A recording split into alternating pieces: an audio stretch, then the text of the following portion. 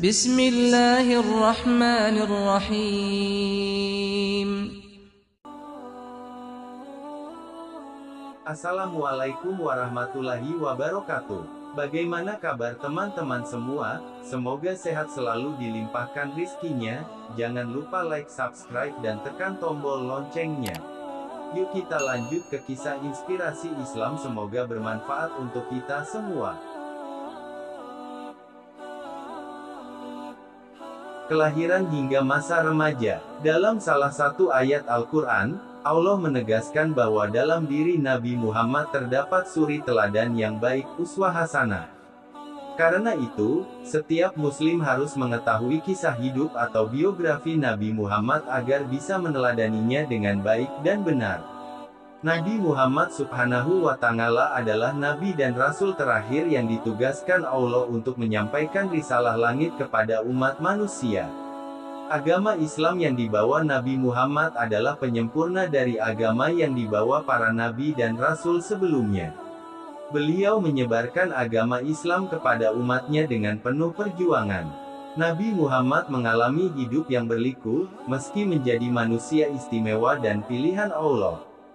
Terlebih ketika menyebarkan ajaran Islam, beliau menghadapi berbagai macam rintangan, tentangan, penolakan, halangan, dan bahkan upaya pembunuhan.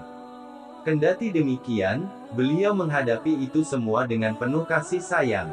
Karena Nabi Muhammad diutus Allah ke dunia itu, tidak lain dan tidak bukan, adalah sebagai rahmat bagi semesta Allah, tanpa terkecuali satu makhluk pun.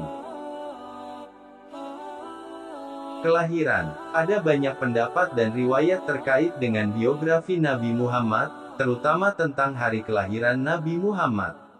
Namun menurut riwayat yang paling masyhur, Nabi Muhammad lahir pada tahun Gajah, tahun di mana Raja Abrahah dari Yaman dan pasukan bergajahnya menyerang Ka'bah. Persisnya, tanggal 12 Rabiul Awal atau bertepatan dengan tanggal 29 Agustus tahun 580 Masehi di Makkah. Pendapat ini didasarkan pada sebuah riwayat Imam Ibnu Ishaq dari Sayyidina Ibnu Abbas, Rasulullah dilahirkan di hari Senin, tanggal 12 di malam yang tenang pada bulan Rabiul Awal, tahun Gajah.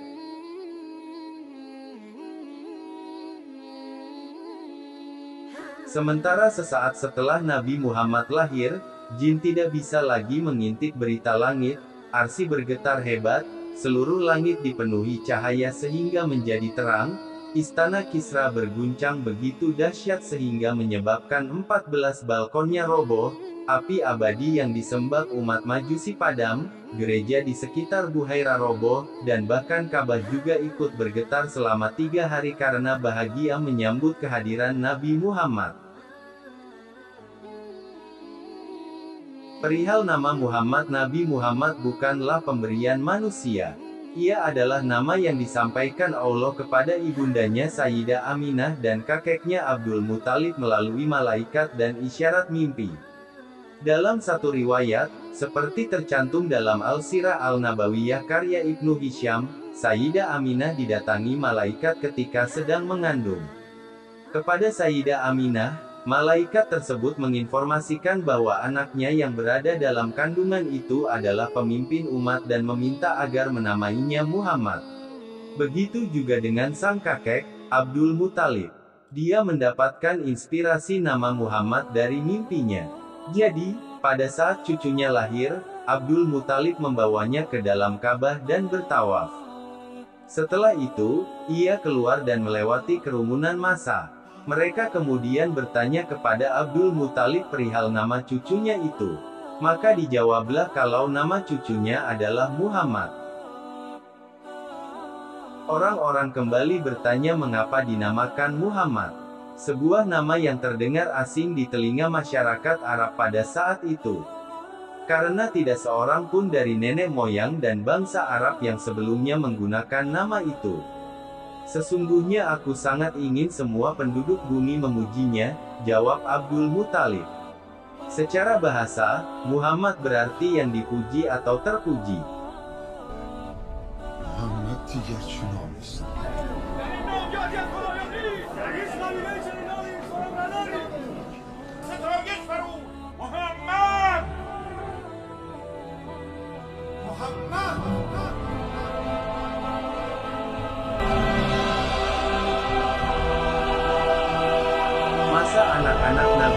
Muhammad adalah yatim piatu sejak kecil.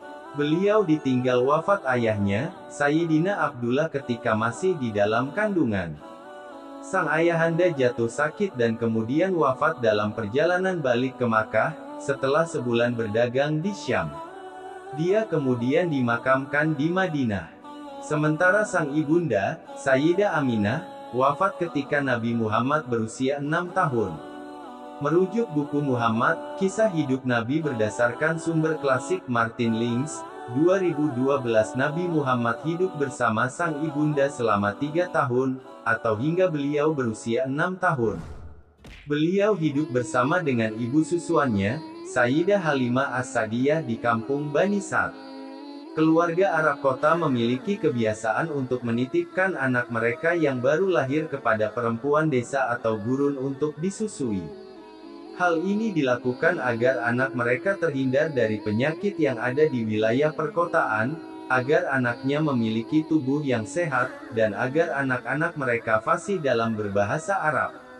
Begitupun dengan Sayyidah Aminah. Ia menitipkan anaknya, Nabi Muhammad, kepada Halimah As-Sa'diyah beberapa saat setelah melahirkannya.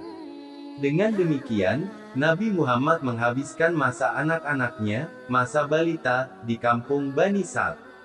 Kehadiran Nabi Muhammad membawa keberkahan tersendiri bagi Halimah dan keluarganya. Setelah ada Nabi, kehidupan Halimah dan keluarganya menjadi lebih sejahtera karena hewan ternaknya menjadi gemuk-gemuk dan beranak banyak.